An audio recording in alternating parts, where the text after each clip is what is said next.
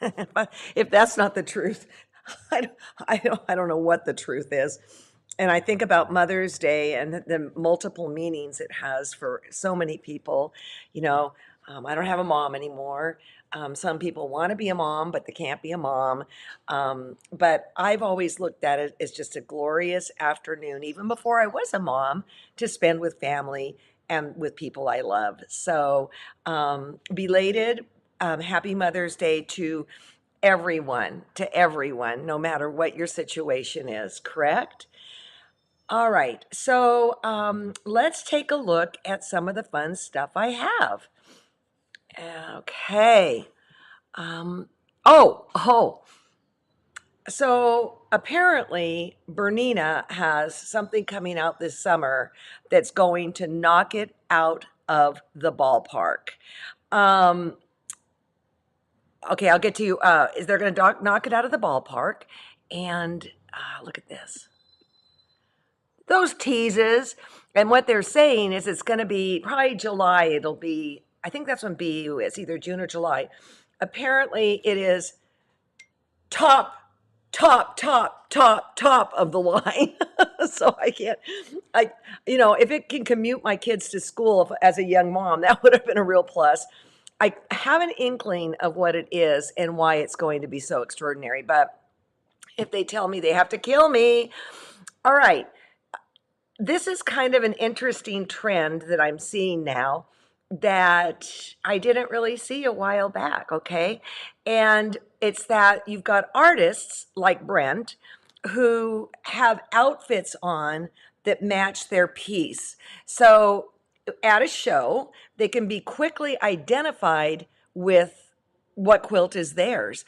In fact, Paducah, he came up to me and with his smiling, beautiful face, but as soon as I saw that jacket, I knew I was talking to, right? And then Carol did the same thing with her wool, Color My World, and and they knew which quilt was hers. So I found this on Facebook feed, and it is shoot, I forget which quilt show it is, but here is a quilt in a quilt show, I believe in Canada, all right? And forgive me if I'm wrong. So all of a sudden now I am seeing this. Okay, now I can identify her with that quilt. Then she actually had a bunch of stuff in the show. Yeah, she got herself a blue or purple, so that's a okay in my book too. It's Terry Rolland is who it is. So in the olden days, we'd wear like funky little quilted garments and this and that. And now I'm seeing that if your quilt is in a show, you might want to wear something that ties you to your quilt. Smart, right? Maybe people have been doing it all along, but I don't know. I don't know. Okay, so here's another thing. Did I mention we have a cat in the house? That's a lot of money right there. I wonder, Phil.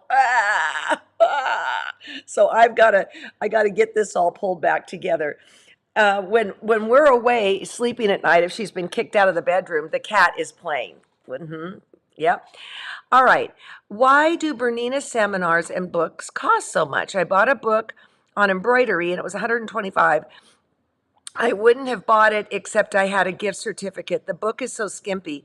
Betsy, I don't know because the books I have by them are pretty impressive, but I will tell you if you really feel that way, you should write and tell them. They care very much. I can tell you right now, Bernina cares what you think, okay? Another place where I get really good information too, I find that some of their manuals just don't quite get it for me. So I will go to YouTube and find out things too. So, um, yeah, great. All right. So let's go on to the next thing. Suzanne. Suzanne sent me this. Suzanne, thank you. Now, Suzanne is making this for her granddaughter, who is a gnome lover, and she's doing it with her own fabrics. I can't really tell what that background is, but I know she's using oak shot. Oh, maybe some oak shot. And she is going to do finished applique. So with that, I'm enjoying seeing people doing their own things. Okay. And then, oh, I see something else there. I see those circles in the upper right hand corner, and I'll bet those are Karen Buckley's perfect circles. I'll bet you anything. All right. And then Helen is doing her own thing too. And I think she said she's using a, oh, what's that stuff? Flannel background. So that's super cool. And now she's starting to build herself. And she said the gnome is hiding behind the pot of flowers. And she hasn't decided yet whether or not it's going to come out. You have no idea how much I love it when you take what we're doing and you put your own signature on it. I think that's just great that we can get inspired from each other and then spin it however we want to spin it.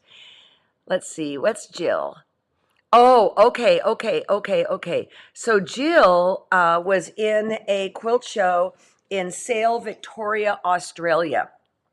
And there was a special exhibit of, I'm going to slaughter the name, Amiki, Anamiki, Anemieke means. And she said that we've got to step it up with our tie project. And she sent these pictures, and I'm like going, oh my gosh. Now, this is the gal's hometown, Anamiki. And it was a life exhibition. So look at this. It's a lot of things, as this said. Let's go back here. The grasshoppers, recycled men's ties, resin buttons, pipe cleaners, wire, Dacron filler, plastic embroidery threads, hand and machine. Background, Indian fabric, 60%, cotton 40 poly, and reapplied warp and weft, recycled zips, belts, buttons, silk, organza, taffeta, embroidery threads, and machine. All right, sit down for this one. Oh, yes. It is absolutely fabulous. Jill, I'm so thrilled that you sent us this picture. And then she got some close-ups here. Okay, you can see the tie looking at the grasshopper on the right-hand side, that green tie, and then I think to the left-hand side of the stem. But I adore that all of this is recycled. And then here's one more.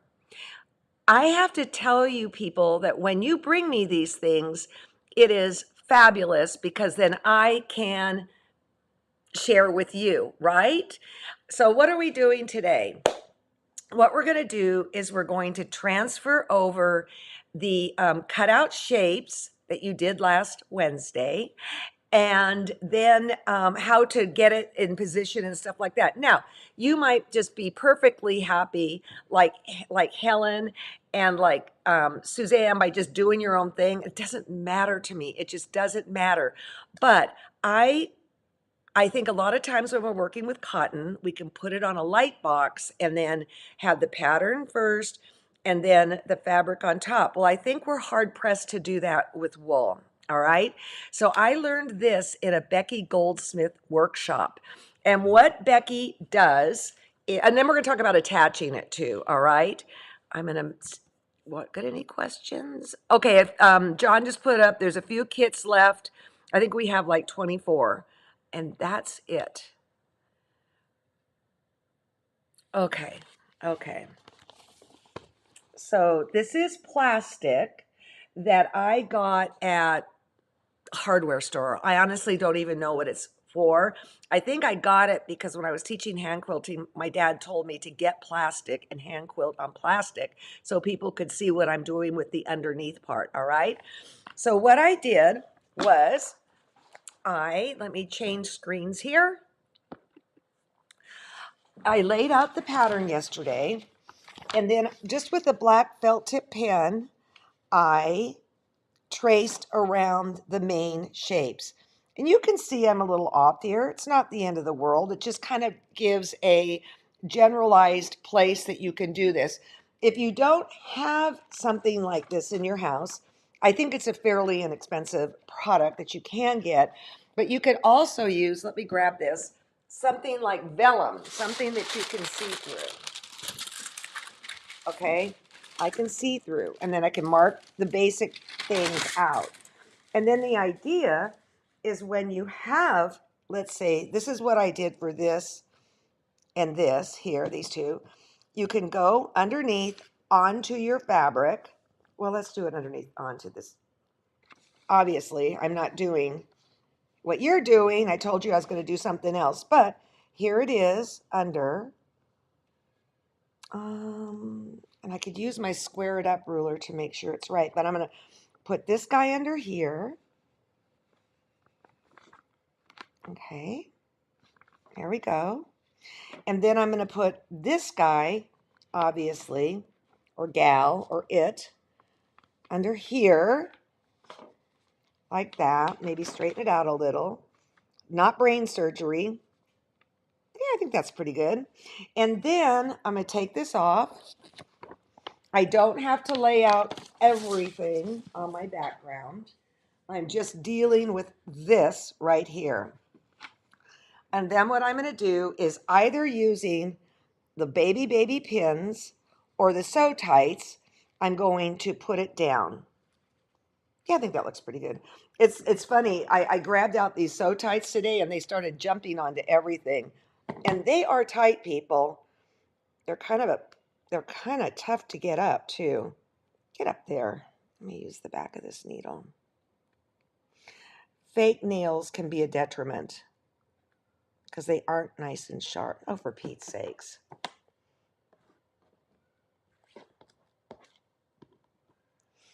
All right. My fingers aren't cooperating. See, this one I like because it's off a little bit. I can grab it. They're tight. Okay, this is called a demo gone really awry. I've got to be doing something wrong. I never do anything wrong. Okay, well, so much for that. I got to pin them, and I would rather do this so tight because the pins will get in the way. And I've put away my little pins, so let me get out my Karen K. Buckley ones. That's embarrassing. Nothing like live. Yeah? You're saying slide it? I don't know. I'm trying. You try. Hey, I will. Here, try one. Wait a minute. This one might work. I mean, they are frickin' glued together. Okay. I got this one. Ah. Did you get one, John? Look at that. You got the fingernail problem. It's a fingernail problem? Yeah. It is a fingernail problem. Here. So John's, it's like I can't do certain things because these things are so thick. I need a personal assistant, a sew tight assistant. I'll take that one that just went down there. Is it off of it?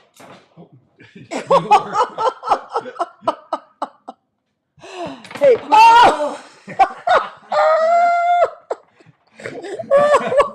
Is that one got a magnet on its back? They got to come apart, honey. Oh, this is hilarious. They're like jumping beans everywhere. Okay, well, I'll do one with this and one with pins. How about that? Oh, this is I did it this morning. Ridiculous. Now it's a challenge.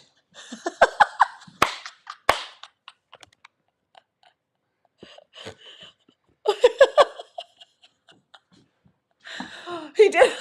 Don't let it touch anything. If they get near another thing, they go doing and go all over the place. Okay, there we go. They're tight. No, honey, that one's still got on.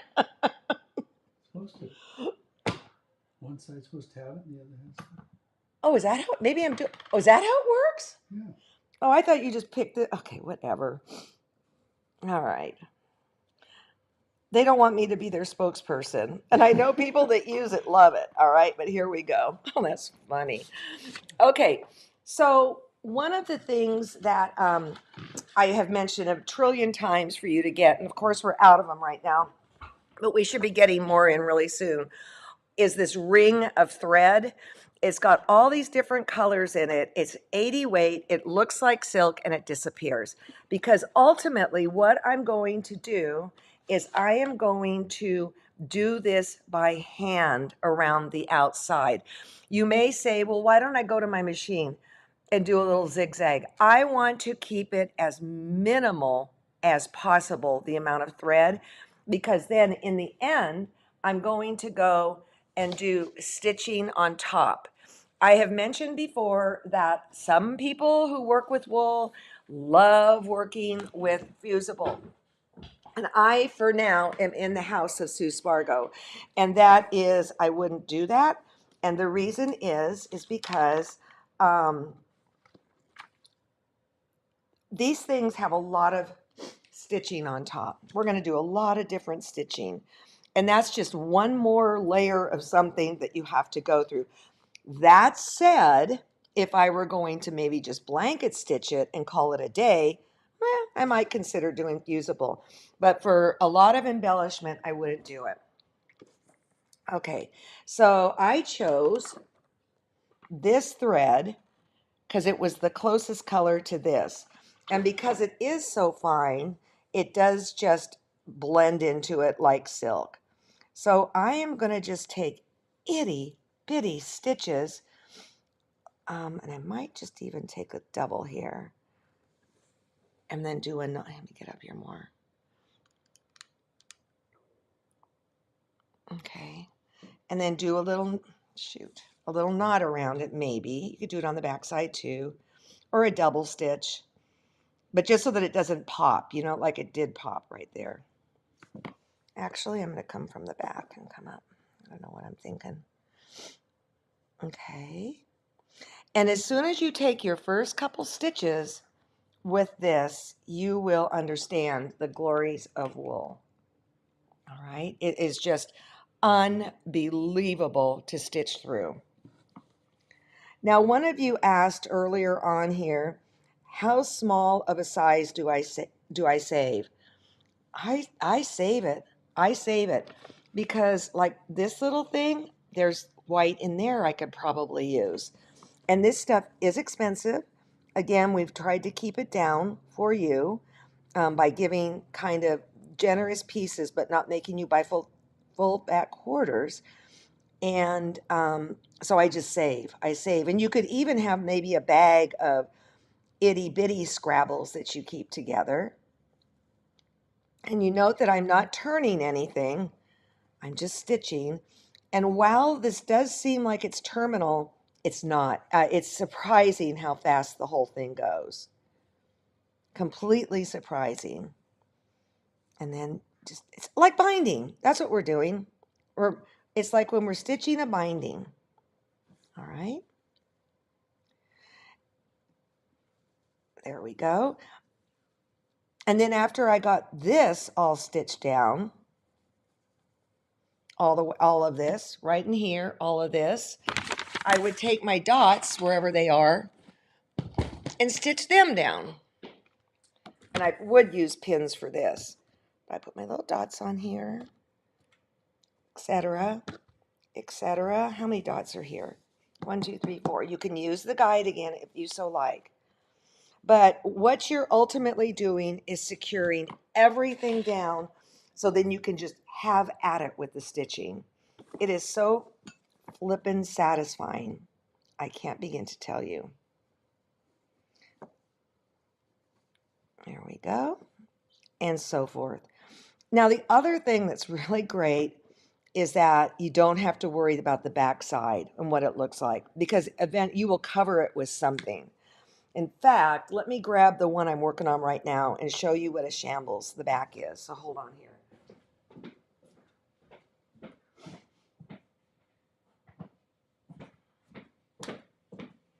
Okay, this is what I'm working on now. It's coming along.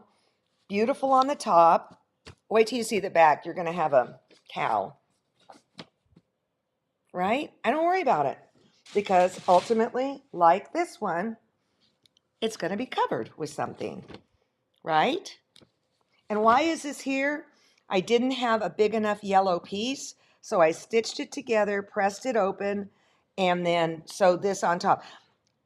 This is like the last thing you'll be doing, so don't even worry about that right now.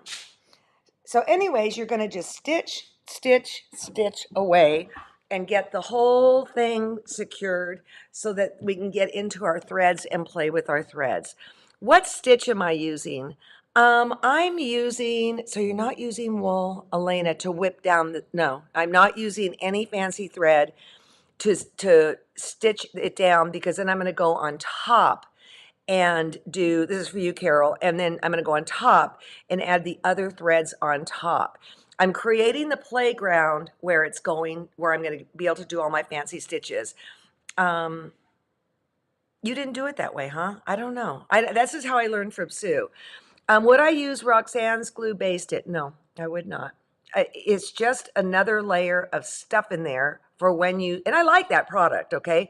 But I would not use that for here. You're going to have to suffer through. Now, you might be thinking, why don't I do it on my machine? I wouldn't. I don't know why. I think somebody mentioned they were going to like zigzag it. Well, what if the stitch you'd want to put on top is skinnier than a little zigzag? And then again, I mean, there's just nothing better than having it almost like air. You've got this playground now that you can work on. And the fact that it is kind of poopy looking right there, doesn't matter. It's going to be covered. And I would just say, I don't know what the stitch is. I mean, it's just like a running stitch or something how you would hand bind. Okay. Sue uses wool thread, Carol says, to stitch wool down before embellishing. Okay, that's interesting. That's interesting. I prefer to go for the super lightweight stuff. And that is what is so beautiful here, is you could do whatever the heck you want. I'm just showing you how I do it. And most of my direction comes from Sue's, you know. So, okay. What is the pattern you just showed with the large white flower? Janice, that's a pattern that's going to come out. I'm still working on it. And that is not a flower. It's a dandelion wish thing. So having a blast with it. That's the one I want a kit for, Susan.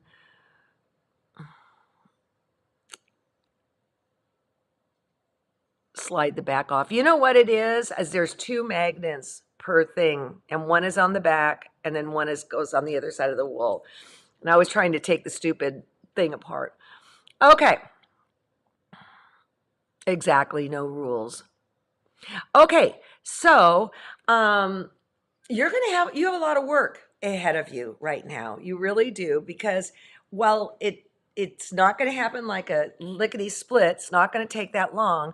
But that said, Ricky got some interviews in Houston, and on Wednesday he's going to be sharing the first one, and it's with Bonnie Browning. If you don't, Bonnie Browning is retiring. She worked for AQS, American Quilting Society, for 30 years. 30 years, all right? She is responsible for everything when you go to those shows.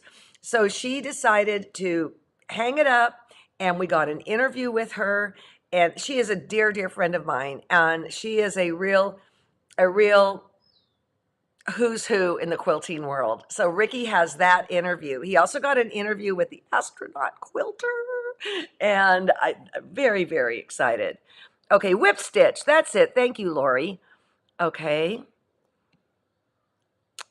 All right.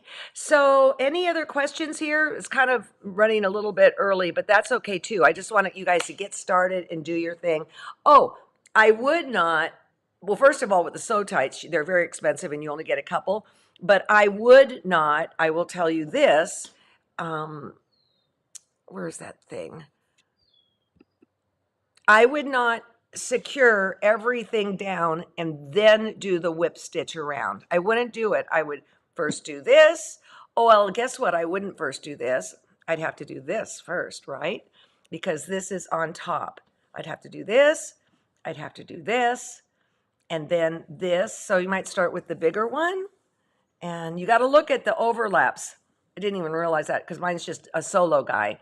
Yeah, right in there. So you have to start with the ones that are behind. And I would do that, and then that is what I would do. And then Mr. Gnome, I would do the body, beard, the face, the hat. That's the order I would do. And then here I would stitch down the big ones, the background big ones, and then come back and put the little ones on top. So I think that's a smart way to handle it. You just kind of have to look at it and then go from there. All right. And then next week, what we're going to do is we're going to start doing some of the fun stitches, you know? So, anyways, let me look right here. I think we're good. Yes, work bottom to top. That's right. Right. I'll bet you did, Carol. I bet you did get a couple interviews with Bonnie. Okay. I will see you guys next Monday. Ricky's interview. You need to know the who's who in quilting. And God, you know, we did a nighttime thing there, a game thing on Thursday night that was super fun. And they did a video of AQS over the years. It was hilarious. I mean, the hairdos, the this, the that. And I mean, Bonnie has seen it all. She has seen it all. All right, guys. See you Monday. Again, Ricky will be here for you on Wednesday. And I'm pretty sure Dee on Saturday. So take care. Peace. And I got to go find a cat and see what else she can wreck. Still don't have a name.